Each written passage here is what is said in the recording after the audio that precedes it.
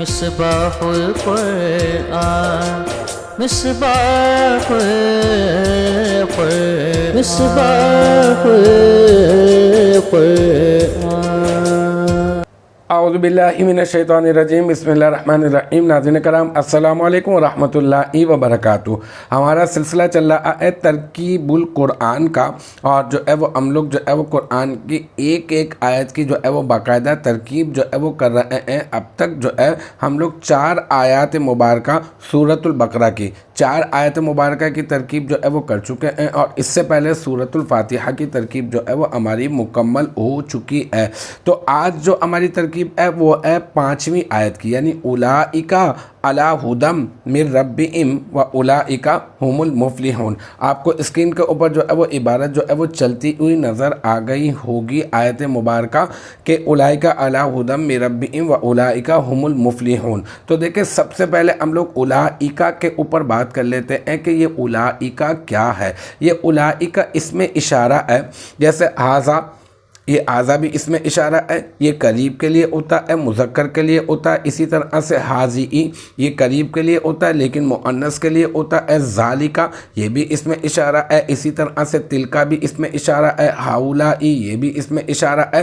بالکل اسی طرح سے یہ اولئک بھی اس میں اشارہ ہے۔ اب یہ جو اولئک جو اس میں اشارہ ہے، یہ قریب کے لیے بھی ہے اور بعید کے لیے بھی ہے اور مذکر کے لیے بھی ہے اور یہ مؤنث کے لیے بھی ہے اور یہ جمع کے لیے استعمال کیا جاتا ہے، ٹھیک ہے۔ تو اب یہ ہم کہیں گے اولئک، یہ اس میں اشارہ ہے، اور یہ جو اس میں اشارہ ہے معرفہ ہوتا ہے، اور شروع میں اگر معرفہ آ جائے اور پھر اس کے بعد دیکھیں علی ھدی من ربہم، یہ کیا ہے؟ یہ جار مجرور ہے۔ تو شروع میں اگر معرفہ آ جائے اور پھر اس کے بعد اگر جار مجرور ہو تو ہم کیا کرتے ہیں؟ معرفہ کو مبتدا بنا دیتے ہیں اور جار مجرور کو ہم بنا دیتے ہیں خبر۔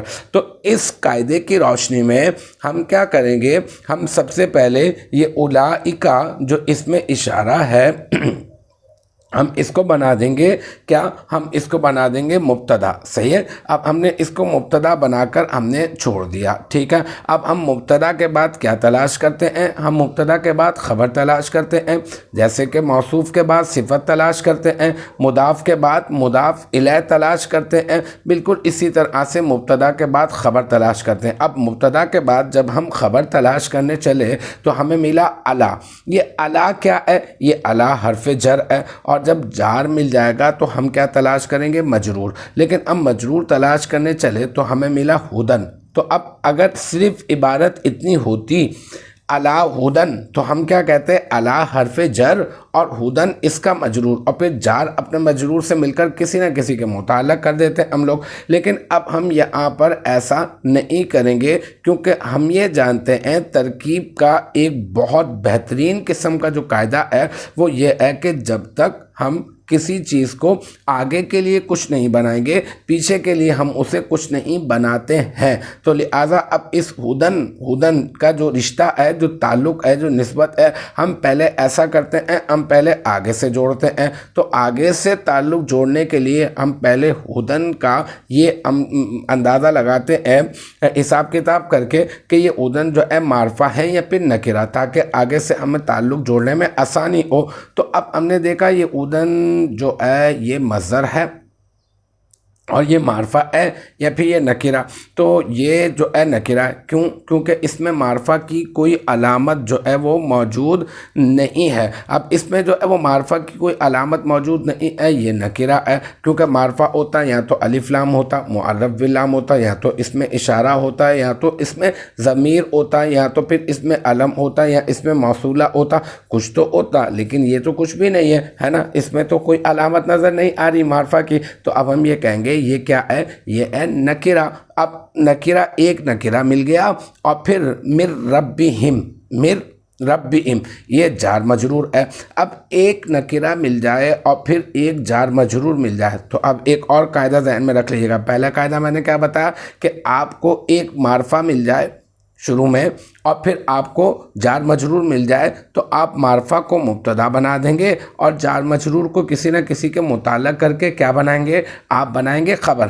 اب دوسرا قاعدہ میں آپ کو بتا رہا ہوں کہ آپ کے پاس ایک نکرہ ہو اور اس کے بعد جار مجرور آ جائے تو آپ نکرہ کو موصوف بنائیں گے اور جار مجرور کو کسی نہ کسی کے متعلق کر کے آپ بنائیں گے صفت۔ تو اب ہم نے کیا کیا؟ ہدن کو سب سے پہلے ہم نے کیا کیا؟ ہدن کو موصوف بنا دیا اور من یہ ہم نے جار ہے کیونکہ باؤ تاؤ کاف و لام و واو منذ مسخلہ ربا حاشا من ادا فی ان علا حتی الا، تو من کیا ہے؟ من حرف جر ہے، ٹھیک ہے۔ پھر ربی مضاف اور ہم ضمیر مضاف الیہ، پھر مضاف اپنے مضاف الیہ سے مل کر مرکب اضافی ہو کر یہ بن جائے گا من حرف جر کا مجرور، اور پھر یہ جار اپنے مجرور سے مل کر یہ کیا بنے گا؟ اب یہ جار اپنے مجرور سے مل کر پہلے تو کسی نہ کسی کے متعلق ہوگا، تو اس کا متعلق ہم اسی عبارت میں تلاش کریں گے۔ تو ہم نے کوشش کی اسی عبارت میں تلاش کرنے کی تو ہمیں نہیں ملا،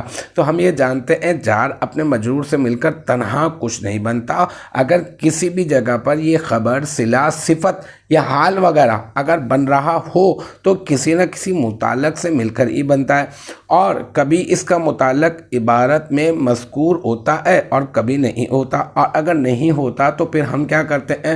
ہم متعلق نکالتے ہیں۔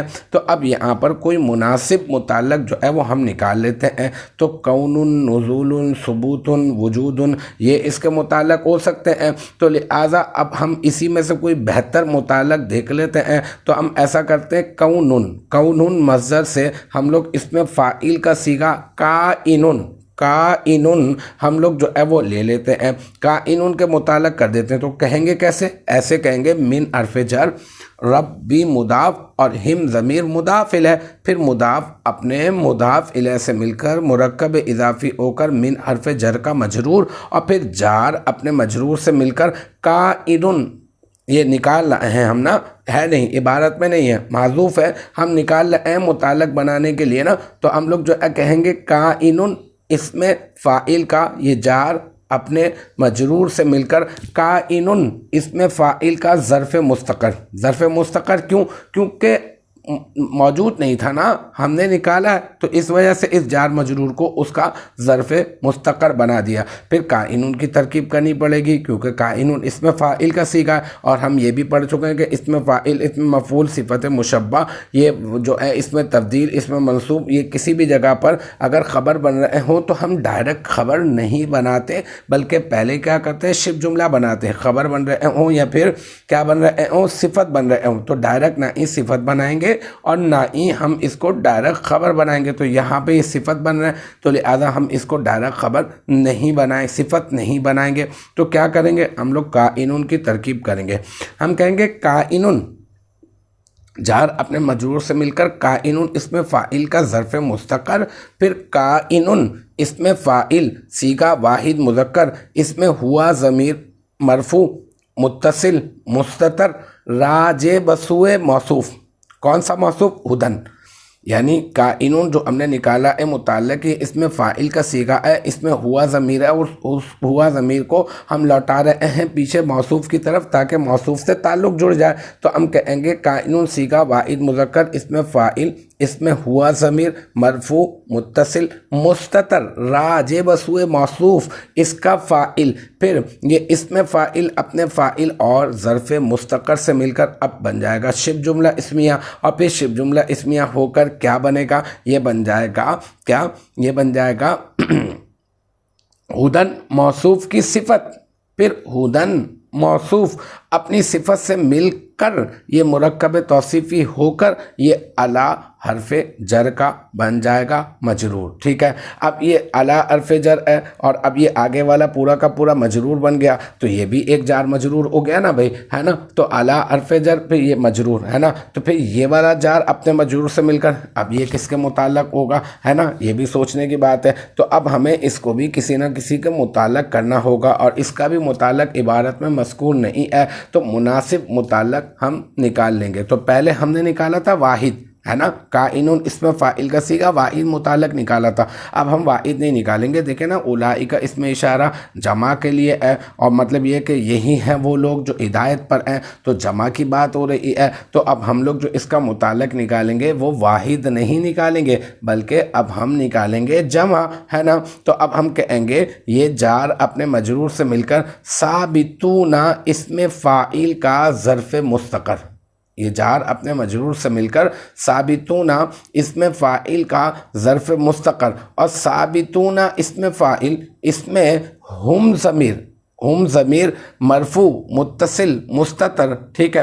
یہ ہم لوگ کہہ دیتے ہیں آسانی کے لیے, ورنہ ہم لوگ یوں بھی کہہ سکتے ہیں کہ یہ جو ہے نا ثابتون میں واو ضمیر, تو میں آسانی کے لیے بتا رہا ہوں گا, آپ چلیں ہم ضمیر نکال لیں, آپ ایسا کہہ دیں, ہے نا.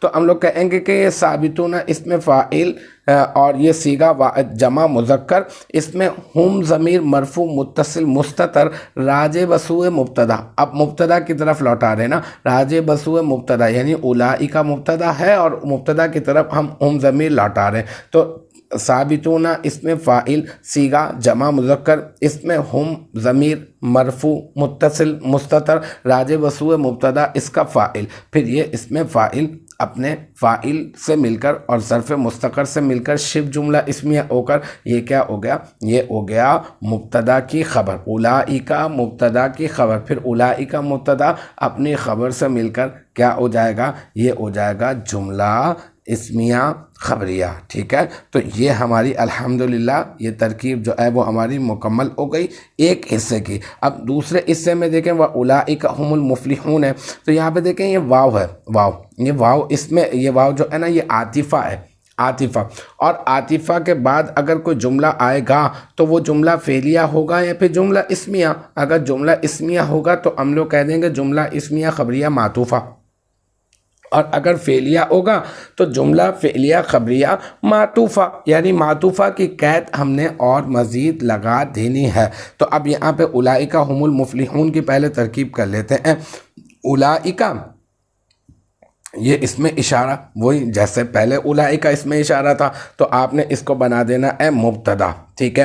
اچھا اب یہ المفلحون, اولئک المفلحون, پہلے اس کے بارے میں آپ کو بتا دیتا ہوں. اولئک یہ بھی اس میں اشارہ ہے اور یہ معرفہ ہے, المفلحون یہ بھی معرفہ ہے, تو دو معرفہ ہے نا, یہ دونوں معرفہ ہے, اور بیچ میں اس کے آ گئی ہے ایک ضمیر. اصل میں یہ مبتدا خبر بن رہے تھے, اور جو ہے نا بیچ میں ضمیر لانے کا مقصد ایسی صورت میں اس وجہ سے ہوتا ہے کہ تاکہ کیونکہ مبتدا اور خبر دونوں معرفہ ہے نا, اور دو معرفہ جب مبتدا اور خبر بن رہے ہوتے تو بیچ میں ایک ضمیر ان دونوں کے درمیان فاصلہ پیدا کرنے کے لیے لائی جاتی ہے, تو ایسی ضمیر کو ضمیر فصل کہتے ہیں, ٹھیک ہے, فاصلہ کر دینے والی. تو اولئک هم المفلحون, تو اولئک اس میں اشارہ, اور ہم جو ہے یہ پہلی صورت بتا رہا ہوں آپ کو, ہم آپ صرف اتنا کہہ دیں, ہم ضمیر جمع مذکر غائب ضمیر فصل, بس اتنا کہہ کے چھوڑ دیں. اور المفلحون اس کی خبر, پھر مبتدا اپنی خبر سے مل کر جملہ اسمیہ خبریہ ہو گیا. اور دوسری صورت میں آپ کو بتا رہا ہوں کہ آپ ایسا کریں کہ اولئک یہ اس میں اشارہ, ٹھیک ہے, اور یہ جو ہم ہے نا, ہم اس کو آپ بنا دیں اولئک اس میں اشارہ مبتدا اول, ٹھیک ہے, اور ہم جو ہے یہ بن جائے گا مبتدا ثانی, ٹھیک ہے, یعنی دوسرا مبتدا, اور المفلحون اس مبتدا ثانی کی خبر, پھر مبتدا ثانی اپنی خبر سے مل کر جملہ اسمیہ خبریہ ہو کر یہ بن جائے گا اولئک مبتدا اول کی خبر, اور پھر اولئک مبتدا اول اپنی خبر سے مل کر جملہ اسمیہ خبریہ ہو جائے گا. لیکن اب کیونکہ واو ہے بیچ میں تو اب ہم کیا کہیں گے, جملہ اسمیہ خبریہ معطوفہ, ٹھیک ہے. تو اب بس اتنا اضافہ کرنا ہوگا آپ نے, آپ اس کو کہہ دیں گے یہ جملہ اسمیہ خبریہ معطوفہ ہوا. تو الحمدللہ یہ ہماری آیت نمبر 5 کی جو ترکیب تھی اس کو میں نے دو حصوں میں کیا, اولئک علی ھدی من ربہم یہ علیحدہ کر دی, اور واولئک هم المفلحون اس کی ترکیب میں نے علیحدہ کر دی. تو الحمدللہ یہ ہماری آیت نمبر 5 کی جو ترکیب ہے وہ بھی اپنے اختتام کو پہنچی. مجھے امید ہے یہاں تک کی جو بات ہے وہ آپ کی سمجھ میں آ گئی ہوگی. انشاءاللہ تبارک و تعالی نیکسٹ ٹائم اگلی ویڈیو اگلی کلاس کے ساتھ ملاقات ہوگی. جب تک آپ اپنا بہت خیال رکھیے گا. وآخر دعوانا ان الحمدللہ رب العالمین.